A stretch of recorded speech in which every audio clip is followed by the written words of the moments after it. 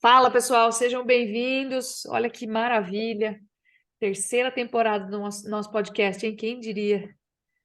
Estamos daqui a pouco ficando careca aqui de tanto falar, literalmente, né? E tiramos umas fériasinhas aí, merecidas, tá bom? Uma respirada entre o final do ano passado e o começo desse ano. E agora estamos voltando com as novidades para a gente tentar aí refletir, projetar, né? Discutir e debater os acontecimentos do mercado, trazer informação para vocês. Então, sejam muito bem-vindos. Obrigada pela audiência. Vamos lá, nosso terceiro ano. Estamos aqui com o Rodrigo Acioli, o Stefan Pontzclan e Iago Travagini, nossos consultores, analistas, tudo aqui. E vamos falar um pouquinho, né? Falar um pouquinho do que foi aí o ano passado. A gente teve um ano de exportação recorde, China puxando, né, esse carro aí das exportações. Mesmo assim, o preço do boi caindo. Eu, pessoalmente, atribuiria dois detalhes. O primeiro é a oferta maior. A gente viu, né, produção de carne subindo no passado, através do número de abates. Não fechamos ainda 2022, vamos fechar aí logo mais quando o IBGE divulgar os números. Mas já temos a prévia, obviamente. E então a gente observa aí o ciclo pecuário agindo e colocando mais animais à disposição, né, dos abates. E, em segundo lugar, apesar da China ter levado mais, aí acho que depois o Iago pode entrar falando dos números, dos detalhes, mas apesar da gente ter exportado recorde histórico absoluto mesmo, foi um ano muito forte de exportações para a China, a gente viu o preço médio da tonelada cair, né, na exportação para aquele país, e isso, obviamente, acabou impactando, inclusive, o prêmio China, né? A gente visualizou ao longo do ano o prêmio China começar a sumir, né, a se tornar menos relevante no cenário nacional. Então, começamos o ano aí com uma perspectiva menos animadora. Daqui a pouco o Iago também vai trazer o cenário agora de curto prazo, né? Como que a gente começou esse ano, como estamos ensaiando aí preços um pouco melhores para maio, para os contratos futuros, mas, né, dentro de um ambiente de muito pouca animação. Então, vamos falar a verdade, o preço do boi ficou meio morno, caiu até os 270, 280, depois parou, ficou por aí. Agora está ensaiando voltar para os 290, mas bem devagar, né? Inclusive, a gente viu nas últimas semanas a volatilidade cair bem depois desse advento aí de início de ano. Ficou um pouquinho, o mercado ficou um pouquinho bad, né? Vamos falar um pouco sem graça, sem gosto, sem sal. E vamos falar um pouquinho de projeção para esse ano já logo mais. Mas tende a ser um ano novamente de oferta alta. Ciclo pecuário, a gente vem batendo nessa tecla aqui ao longo do ano passado inteiro, né? Inteiro, olha, arriscar, ano arriscado, tem oferta. A oferta é sempre o principal driver, até porque a grande parte da carne fica no mercado doméstico, né? A gente tem um rebanho grande, a gente tem uma capacidade de resposta produtiva grande. Então, quando entra oferta, fica no mercado interno. O brasileiro tem sofrido, né? Nós estamos vendo aí as projeções de inflação e taxa de juros não cederem, muito pelo contrário, até serem revisados para cima, né? Tanto inflação quanto taxa de juros. Isso já cobra o seu preço. Eu tive até uma conversa recentemente com gente que fala: olha, não fique alarmada, né? Com essas falas do novo governo sobre as metas de inflação, porque isso ainda não aconteceu. Eu falei, não aconteceu para quem não está pegando crédito emprestado, né? Porque para quem está pegando taxa, a curva futura de juros já interfere nos financiamentos. Apesar de ainda não ter saído do plano safra, tem gente que pega no privado, né? CPR e tudo mais. Então, tudo isso está sendo refletido, né, nas projeções de juros, na curva futura de juros, e quando a gente fecha o financiamento, acaba abalando. Então, se isso continuar, né, vamos ver aí duas consequências principais.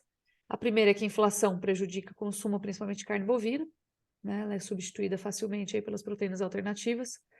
E o segundo ponto é que, se a gente tiver taxas de juros mais altas, como tudo sinaliza, talvez não por uma possível futura canetada, vamos ver o que acontece, mas nós já vivemos essa situação no passado, né? Taxas de juros mais altas implicam em financiamentos a juros mais altos, tanto para giro quanto para investimento. Então, acho que esse é o alerta aí para esse ano. Mas, voltando para o começo, né, depois nós vamos falar também de grãos, apesar de estar chovendo muito, a gente está vendo aí produção agrícola bombando, né, por onde a gente passeia. A gente tem algumas questões importantes para revisar, inclusive de safra norte-americana, de safra na Argentina, a dificuldade de colher agora, acho que foi um ponto que a gente trouxe aqui antes de começar a reunião, e o Stefan e o Rodrigo vão discorrer para a gente também. Mas para a gente começar, de fato, vamos agora, né, depois desse resumão, vamos falar de mercado mesmo, né? Como que está agora, o que esperar aí para março, abril, o que nós estamos vendo no mercado hoje, como que estão os pagamentos de China, etc. Já queria chamar o Iago para dar um overview aí, um panorama do nosso começo de ano e dos nossos dias próximos aqui. Fala, Iago. Bora começar de Fala. novo. E aí, Lígia, como é que você tá? Tudo bem? Bien. Tudo bem. Bom demais. Bem, dar as boas-vindas para 2023 para todo mundo que está nos escutando aí no podcast, né? Acho que é a terceira temporada que a gente já vai, né, Lígia? É isso aí, cara. Terceira É, temporada. terceira temporada de podcast. Bem, acho que assim, a gente teve aí durante o mês de janeiro, né? Desde que a gente parou ali em 2022, final, né? A finaleira ali, e a gente ficou em janeiro sem atualizar, e acho que é importante a gente falar o que aconteceu e a recuperação de agora. Por quê? Porque basicamente a gente viu desde dezembro uma queda no boi gordo. O preço do boi gordo aí durante o mês de janeiro, só para você ter uma ideia, fecha a média CPEA a 285, 286, que recuou frente aos preços médios de dezembro e é um dos menores patamares aí dos últimos 2, 3 anos. Mas, até mais impactante que isso, se eu pego o Bezerro fechou janeiro 23 no menor preço nominal desde outubro de 2020. Se eu coloco a inflação nessa conta, vou até pegar aqui que eu nem tinha pego a inflação nessa conta, mas a gente tem um preço do bezerro aí chegando no menor patamar dos últimos 3 anos de maneira real, né? Considerando a inflação para esse bezerro. Então, o criador está sofrendo bastante ainda. É isso mesmo, dos últimos 3 anos, desde janeiro 20, a gente não tinha um preço do bezerro de maneira real tão baixo. O criador está sofrendo bastante. E outro ponto, a carcaça no mercado interno com a China durante esse mês de dezembro e janeiro muito inativa, a gente viu a carcaça casada do boi castrado atingir o menor valor desde outubro de 2021. E aí é um ponto interessante que eu gosto de trazer aqui para mostrar o problema de oferta que a gente tem. Se a gente volta em retrospectiva a outubro de 2021, o pessoal vai se lembrar que foi exatamente o período em que a China parou de comprar carne do Brasil. Então a gente estava produzindo um grande volume, a gente tinha assim, a gente estava produzindo um volume X, e a China levava parte desse volume e os preços eram recordes. A China para de comprar em setembro, sobra mais carne no mercado interno, mas a produção era um X, né? E o preço bate ali a mínima de 18,09. Agora, que a China está comprando recordes atrás de recordes em volume, é sempre bom falar isso. A China continua comprando bons volumes, mesmo tendo parado ali durante o mês de janeiro. Quando você bota em volume, a China continua comprando.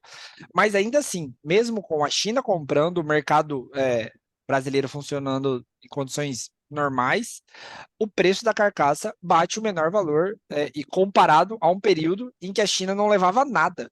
Então, acho que é importante ressaltar o problema de oferta que a gente lida nesse momento, que tem mais oferta sobrando no mercado interno, né, a maior produção, e isso a gente viu no preço do dianteiro, no preço do traseiro, todos os cortes recuaram nos menores valores aí dos últimos 13, 14 meses. E se eu tiro essa equação, essa China da conta, né, a gente está voltando em preço a cerca de 2 anos atrás. E o que eu estou vendo agora é que o varejo a gente até conversou bastante sobre o varejo durante o ano de 2020 e 2021, porque a gente não via espaço para o varejo começar a baixar preço mesmo que o boi caísse. Agora, com a queda do boi gordo, a queda no atacado, o que a gente tem observado em janeiro 23, em dezembro 22, foi que o preço da carne bovina não está avançando e em janeiro 23 caiu. Então a gente tem aí um varejo que está começando a reduzir preço por conta de ter margens menos apertadas, digamos assim. Então acho que no resumo que a gente tem do histórico que aconteceu nos últimos nesse último mês é isso. E um ponto interessante, agora a gente partindo para a visão, né, para a perspectiva. A China voltou, o ano novo lunar chinês acabou na última semana, né, na semana retrasada, na verdade, dia 27 de janeiro acaba o ano novo lunar chinês e a China voltou pagando mais pelo dianteiro. Então, a expectativa de que a China viesse, comprasse mais carne e melhorasse os preços foi vista e está sendo observada nesse momento. Não à toa, principalmente o boi China, o ágio do boi China, melhorou nesses últimos dias. Existe muita especulação nesse momento sobre novas plantas habilitadas. A gente já deu uma notícia de quais seriam essas plantas lá em janeiro 23. Então, durante ali janeiro, acho que na primeira quinzena de janeiro, né, a gente noticiou que a gente teria 7 plantas de frigorífico de bovinos que poderiam ser habilitadas e estão no processo de recomendação para o mapa, e há aparentemente um esforço aí do próprio governo. Existe muita especulação de que essas 7 plantas seriam habilitadas nessas próximas semanas. Se vai concretizar ou não vai depender do governo chinês, mas existe sim essa conversa, e isso pode animar e tem animado muito o mercado também. O fato da planta de Mozarlândia ter sido reabilitada deu fôlego para essa alta também. Enfim, existe toda uma contextualização que melhorou o preço do boi gordo nos últimos 15 dias, com menos carne sobrando no mercado interno. A carcaça já se valorizou. Então, quando eu vejo a disponibilidade interna de carne, ela reduziu, e a carcaça do boi castrado sai de 17,20, 17,50 e já flerta com os 18,50 novamente. Então, a gente tem um contexto que sim justifica a alta do boi gordo. A grande dúvida agora é se essa demanda chinesa vai continuar nos preços atuais de 6 mil o dianteiro, né? 5.900 o dianteiro desossado, dólares, se eles vão continuar pagando esse patamar até maio 23, se a gente vai continuar tendo esse nível de preço até maio 23, até porque, quando eu olho em visão futura, né, o preço para maio 23 hoje é 294, 295, que é basicamente o mesmo preço que eu tenho agora, fevereiro 23, e aí a mensagem que chega na minha cabeça é: a gente vai estar entrando na seca, né? No momento em que normalmente você tem um descarte maior, principalmente de fêmeas, que é o período entre abril, maio e junho. Então, quando eu volto e coloco em perspectiva, está dentro do nosso relatório de ciclo pecuário, esse gráfico, mostra que a oferta de fêmeas ela é concentrada um pouco mais nesse período, isso pode se impactar. E o mercado está falando para mim que, mesmo com essa oferta de fêmeas, ele está disposto a pagar o mesmo preço para o pecuarista hoje. E se eu volto em 10 dias atrás, ele está pagando 5, 10 reais a mais do que o pecuarista recebeu há 10 dias atrás, ali no final de janeiro 23. Então, existe um contexto positivo, tanto no mercado futuro quanto no físico. A grande dúvida é se vai ter fôlego para continuar assim nos próximos 3 meses, né? Ou seja, se esse patamar de 295 vai se realizar em maio 23. A gente já tem como certo aqui, até pelo que acontece com a margem da cria, pelo bezerro e pelos indicadores do ano passado, que também estão dentro do nosso relatório de ciclo pecuário, que sai na plataforma hoje, toda essa contextualização nos faz crer que sim, esse ano vai ter mais oferta e mais oferta de fêmea. A grande dúvida é: a China vai levar todo esse volume e a que preço ela vai levar? E a gente tem um problema de mercado interno. Afinal, a gente lida com uma taxa de juros a 13, 14%. Tomador de crédito está super para trás, né? Ninguém quer tomar crédito a 14%. O Brasil não tem grandes perspectivas econômicas do ponto de vista de crescimento nesse momento.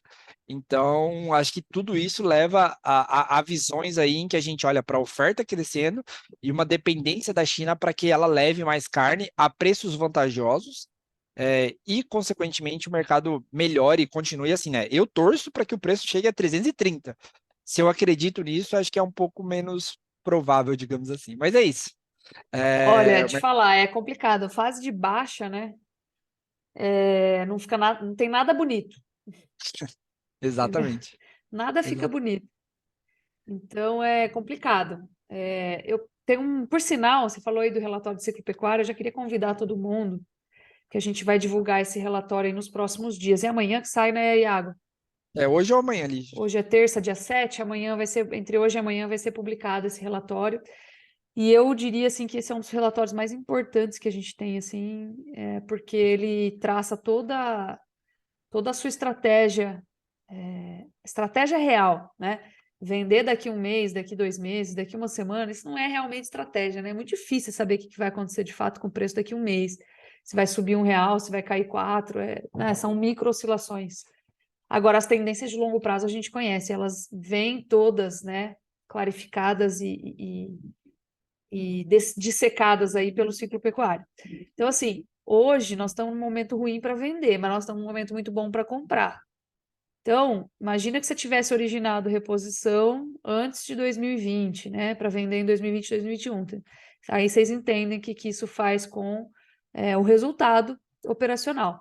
E o objetivo é esse. Então, recomendo aí a leitura do nosso relatório de ciclo pecuário. Ele vem, inclusive, com recomendações para criadores, recreadores e invernistas, tá? O que fazer em cada categoria ali. para a gente tentar chegar em 2025 com a reposição, né? Já ter tomado conta, já ter cuidado dessa reposição. Isso é muito bom. Então, a gente já está pensando lá na frente, até porque pecuária não é atividade que se decide dentro do ano, né? Pecuária é atividade plurianual. Eu estou decidindo hoje o que vai ser aí dos próximos 2, 3, 5, 10 anos dentro da minha fazenda. Então, isso é muito importante. E aí vocês veem, né? Apesar de essa melhora aí recente, uma melhora ligeira, né? Não tem milagre acontecendo aqui no mercado pecuário. Então, para quem tem boi engordando, para quem tem boi mais zerado, hedge, gente, hedge. O mercado subiu, faz uma travinha, porque é um ano perigoso.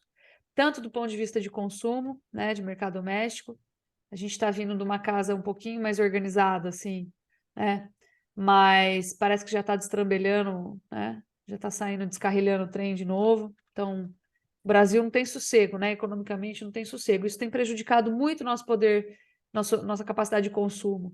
Então, o consumo de carne bovina no Brasil tem diminuído paulatinamente desde 2013, 2014, tá? O nosso mercado doméstico, a gente está ofendendo ele, né? Com inflação, com taxa de juros alta, com crise econômica, uma atrás da outra.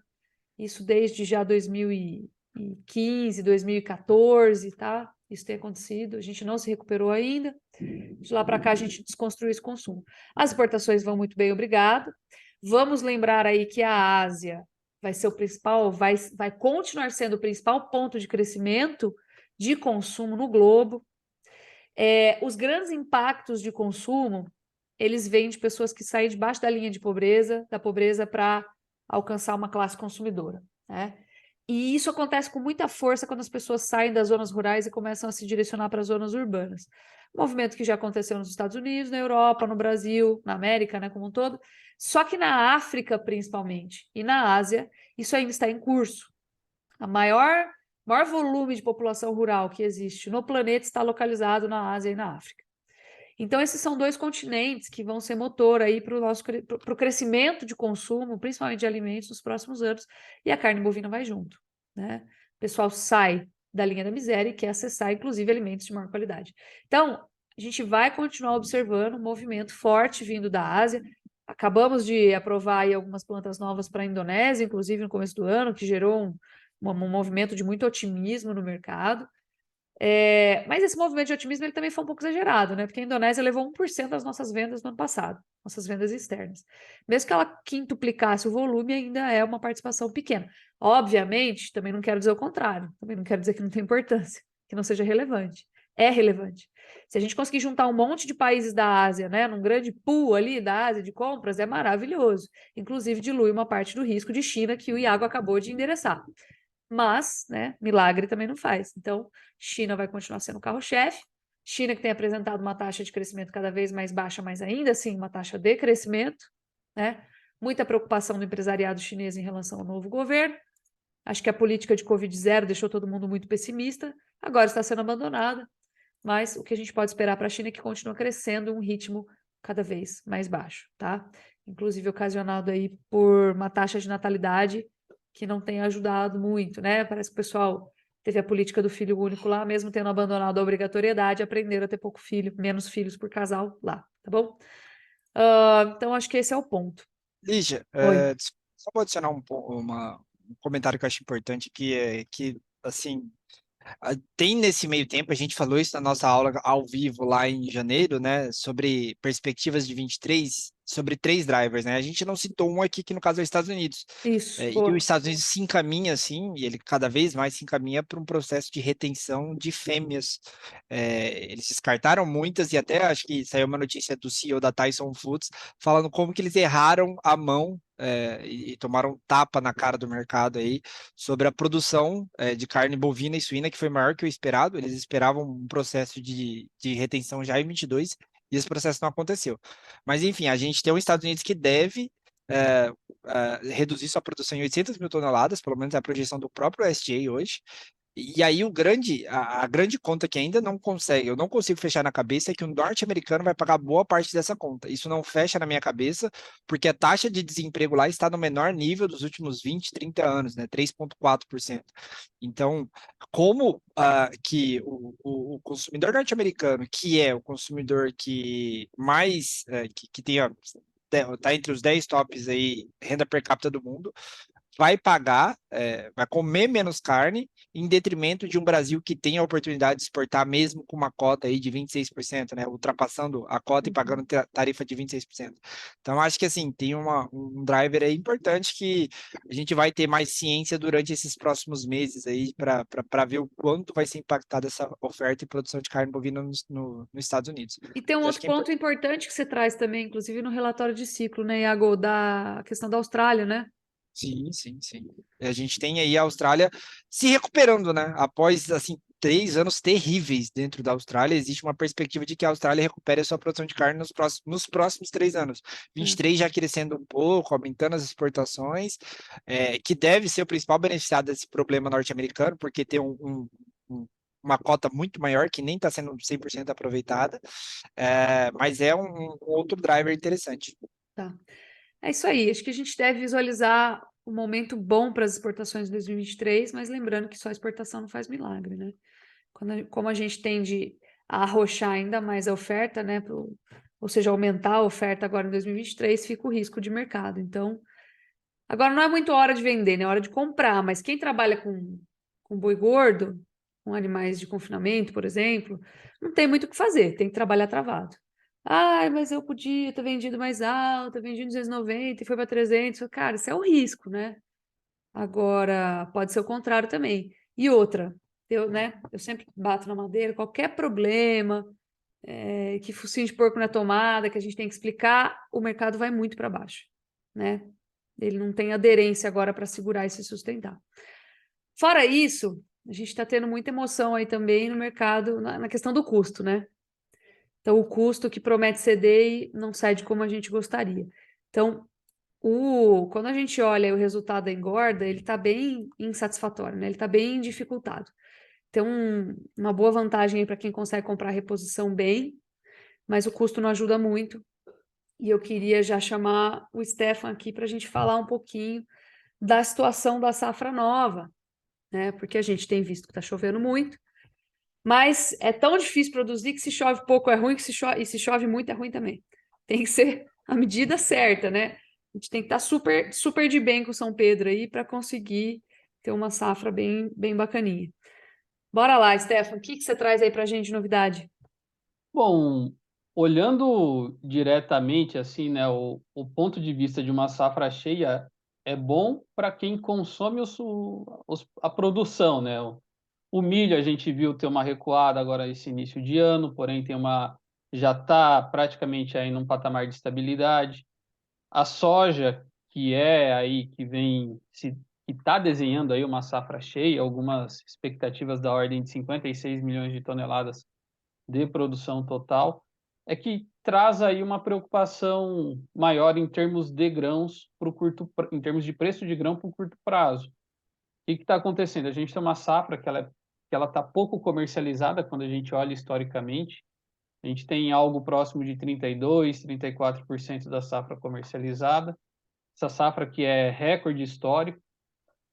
Se a gente olha é, anos anteriores, a gente tinha patamares de safra ali da ordem de 40, 42, 45, 46%. Então, primeiro ponto de alerta é esse, uma safra pouco comercializada, com muito produto que a gente ainda tem armazenado no Brasil e uma capacidade estática que é pequena. E você tem o complicador dessas chuvas que tem atrasado o ciclo também das lavouras aí para tem sido um fator complicador para retirar produto, para tirar a safra do campo.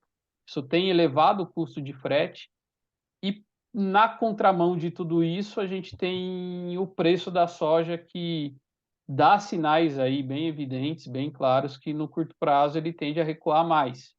O que pode acontecer? Toda essa problemática que a gente está tendo agora de colheita da soja, ela pode resultar numa oferta muito grande agora nesse curto prazo, com o avanço da colheita, a partir aí da segunda quinzena, das últimos dias de fevereiro, entrando março, que é quando a gente tem aí maior parte desse volume disponível no mercado, a gente que já tem os prêmios de exportação que recuaram desde o final do ano passado, eles podem recuar ainda mais. E se hoje a gente tem uma soja base Paranaguá, que ela está na casa de R$ 172, R$ 173 a saca, a gente pode ter prêmios de exportação negativo depois de muito tempo que a gente não via. E isso, em vez de ser um prêmio, ele ser um desconto no preço da soja e jogar esse preço mais para baixo. Então, o ponto da soja é esse, no curto prazo, uma tendência aí de que os preços em reais a saca, eles tendem a ficar aí mais pressionados. E o outro ponto também, a gente está com essa questão do dólar, né? Tivemos o dólar que chegou a testar abaixo de 5 semana passada, voltou para 5,20 começo dessa semana, agora oscilando um pouco ali próximo de 5,17. Isso trouxe uma recuperação dos preços parcial dos preços que recuaram fortemente nessas últimas semanas. Então, o produtor tem que ficar atento a esses movimentos aí para vender a safra de soja, enquanto, né, a gente tem um cenário internacional que ele sustenta preços lá na Bolsa de Chicago. Toda essa problemática logística aqui no Brasil, com esse tamanho de safra, traz um complicador para a logística no porto também. A dificuldade desse produto chegar no porto talvez dê ainda um acréscimo de janela para Estados Unidos fazer suas exportações, e isso leva a demanda para lá, consequentemente leva preço para lá, e acaba de alguma forma pressionando os estoques, pressionando a situação norte-americana, que teve uma safra passada com uma perda também significativa. Então, em reais a saca no curto prazo, preços mais pressionados, porém em dólares por saca, aí a gente vê um cenário que ele pode tender a ir para níveis mais altos do que a gente está vendo hoje. Pois é. Em contrapartida, o milho, que também chama atenção por conta desse atraso de colheita da soja. O calendário vai se apertando aí cada vez mais. A gente sabe que o plantio ideal de milho, a janela ideal de milho é dentro desse mês de fevereiro, né, que finaliza. E a gente hoje tem cerca de 9% da área de soja colhida e menos aí, um pouco mais de 10% da área de milho plantado, cerca de 11%. Historicamente bastante atrasado. Se a gente for colocar isso em perspectiva com anos anteriores, o plantio aí está pelo menos 10 pontos, 11 pontos percentuais atrasado. Das últimas 4 safras, né, ele só está mais avançado do que foi a safra 2021, que foi aquela grande perda que a gente teve aqui com situação climática e perda por geada, perda por falta de chuva. Então, essa janela de plantio, ela traz uma preocupação extra, e se a gente olhar para a Bolsa hoje, para a B3, lá para o setembro, que é o que precifica a segunda safra, nesse patamar de 86, já é bom começar a olhar com mais atenção para esses níveis de preço. Não, assim, no momento, é cedo ainda para falar de uma safra de 130 milhões de toneladas de milho, mas é possível que a gente tenha aí pelo menos uma safra que foi do tamanho do ano passado. E aí a gente tem um mercado, tanto para exportação quanto doméstico, que ele está demandando bastante, e os preços tendem a seguir esse comportamento da demanda, que hoje a gente vê esses níveis aí acima de R$ 80 a saca, um patamar de preço muito forte. Também ele é balizador ali para custo de produção para o agricultor. Excelente. Então vocês veem, né? Chove bem, dá pau também. Não tem E aí, alívio, né? isso, e aí eu queria passar para o Rodrigo para ele ver o que teve de movimento aí, o que as bolsas, principalmente, aí os movimentos de grãos nas bolsas têm indicado nessa temporada que a gente está começando. Por sinal, né? Amanhã tem o USDA e aí depois sai o nosso relatório aí comentando, tá? Os pormenores aí do USDA. Mas vamos embora, Rodrigão, vamos embora. Perfeito, vamos lá. Já vou pegar gancho nessa questão do relatório do USDA. Ele sai amanhã às 14 horas, né, horário de Brasília, e ele é uma importante referência, né, para esse balanço de oferta e demanda, né, no cenário de grãos, né, tanto para o mercado global quanto para os principais players, né? Seja de soja e de milho. Então, assim, no primeiro relatório do USDA deste ano, né, o de janeiro, a gente teve aí bastante mudança, mas olhando especificamente para a Argentina, o relatório ele foi um pouco mais conservador e ele não trouxe tantos cortes quanto algumas estimativas da própria Argentina, né? Se a gente olha para a Bolsa de Cereais, quanto para a Bolsa de Comércio de Rosário, né? Haviam algumas distorções. No entanto, na semana passada, o adido do USDA soltou uma estimativa, né, de 36 milhões de toneladas para a produção de soja na Argentina, que é bem diferente da última estimativa do próprio USDA, né, do relatório WASDE, que foi de 45,5. Então, é uma redução de 9,5 milhões de toneladas, né, que dá um pouquinho mais de 20%. Então, o mercado está monitorando muito isso, né? As previsões são de maiores revisões para a Argentina, né? Possíveis reduções nos estoques globais, também de soja e milho, né? Uma questão também que muitos participantes estão olhando é em relação, especificamente para o milho, é o mercado de exportação norte-americano, que aí sim ele está um pouco mais fraco, um pouco não, bem mais fraco, né, se comparado a anos anteriores. Então, o balanço final ainda muitos não sabem se vão pesar mais, né? Se o corte vai vir maior ou a demanda que vai enfraquecer. Mas na nossa visão aqui, o cenário é para alta, tanto de soja quanto milho, em Chicago, no dia de amanhã, tá? Junto a isso, né, só ponderando aqui, para a soja, né, se a gente pega o contrato mais líquido, março, ele está trabalhando aí acima dos $15 por bushel. Aqui na tela agora está 15, 16 dólares por bushel. O milho também, ele vem não igual à soja, numa tendência de alta, mas está pressionado para cima, né, um pouco abaixo dos 6,80 dólares por bushel, o vencimento mais líquido 6,76 por aí. E eu queria fazer um link, né, quando às vezes produtor aqui olha para o preço isolado em Chicago, né, vê patamares elevados e às vezes olha aqui o preço não reflete isso, né, na saca de soja aqui, porque olhar Chicago de maneira isolada é até um erro, né? O que forma preço aqui são outros componentes, né, como o Stefan colocou aí, o prêmio de exportação e dólar, né? Isso vem direcionando muito para baixo e até uma coisa interessante, né? Os diferenciais de base aqui estão, assim, se a gente olha como um todo, estão bem pressionados. Então, eu olho o preço, tá nas máximas, farelo ou soja em Chicago. Muita atenção, pessoal, porque, assim, uma estimativa de uma safra abundante no Brasil, né? Apesar de estar atrasada a colheita, como o Stefan colocou, é uma safra recorde, né? Já começou a ser colhida, vai ter pressão logística e isso pressiona cada vez mais o prêmio.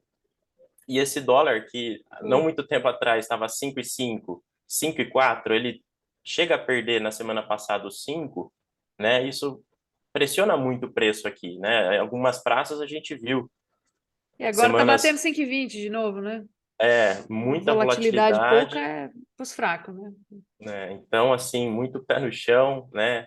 Garantir margem, não tentar garantir o melhor preço, né? É. Mas Tem muito. A gente fala mais pro setor da pecuária, né? Mas o pessoal anda plantando muita soja. A gente mesmo lá uhum, em casa. O risco é aquele, né? Você plantar com o dólar alto e colher com o dólar baixo. Então, né, Rodrigão?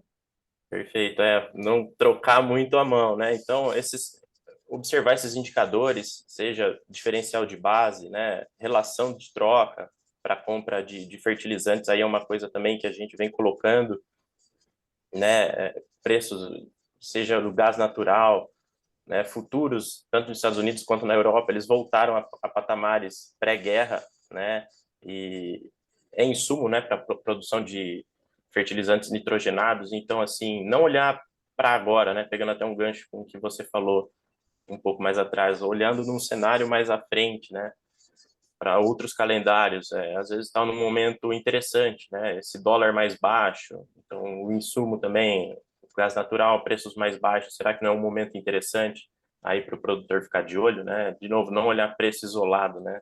Vender na máxima e comprar na mínima Sim. é bem perigoso, né? Na maior parte do tempo. Não é real, né? não é real. Muito bem. Então tá bom, gente. Vamos começar nosso ano aí. Obrigada por estarem conosco. Estamos felizes de estar voltando. Obrigadão. Valeu. Boa semana. Valeu, turma. Valeu. Valeu. Obrigado, Até a pessoal. próxima. Semana que vem.